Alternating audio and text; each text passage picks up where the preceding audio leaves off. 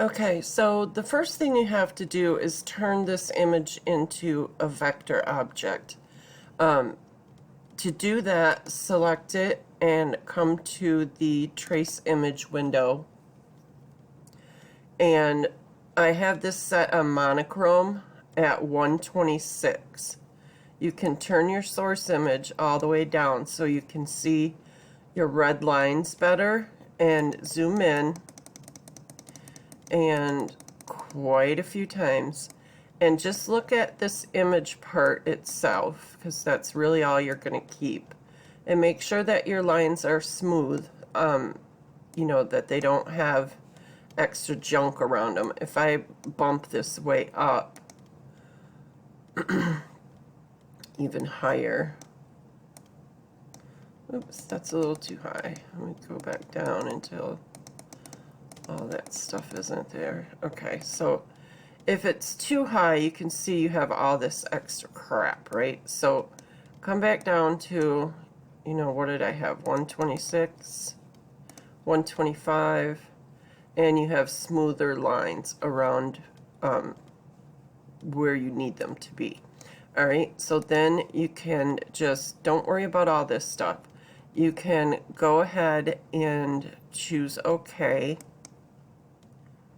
And then it's going to trace right on top. So this is the original, and this, if I drag it over here, well, you can't really tell, but you can see the outline here, right?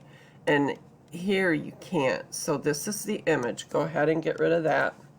And another way to tell is to click on it and then click on your shape tool. It's the third one down from the top, and it will give you a bunch of nodes. And if it doesn't, just click on it and it will, okay? Then you can left click and drag your mouse to select the nodes to get rid of, okay? Just highlight them and hit delete. Now sometimes when you highlight, let me zoom in here so I can get these. Sometimes when you do this and you highlight, you don't see this, but go ahead and hit delete anyway, and they will disappear, okay? All right, so this is now a vector image. I can now cut this, okay?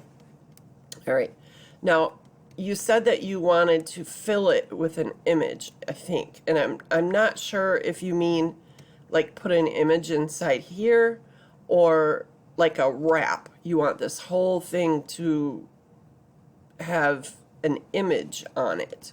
So if that's what you want to do, then go to find an image and then go to File, Place Image, okay?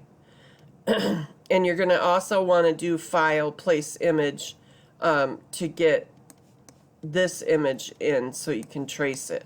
You don't do Import, File, Place Image. All right, so I have this here, and I'm going to go ahead and enlarge it. Now keep in mind, whatever image you choose, you're going to have that extra transparency around it. I did a video on that yesterday. So make sure that your vector image is on the top, and whatever you want this to look like is going to be on the bottom, okay? Now I could, let me get this here. Nope, that's too low.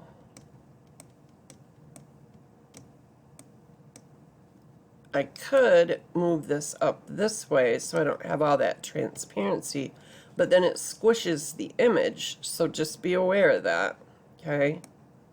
But I'm going to do it just for the sake of it. Alright, so I have my vector image on the top and my raster image on the bottom.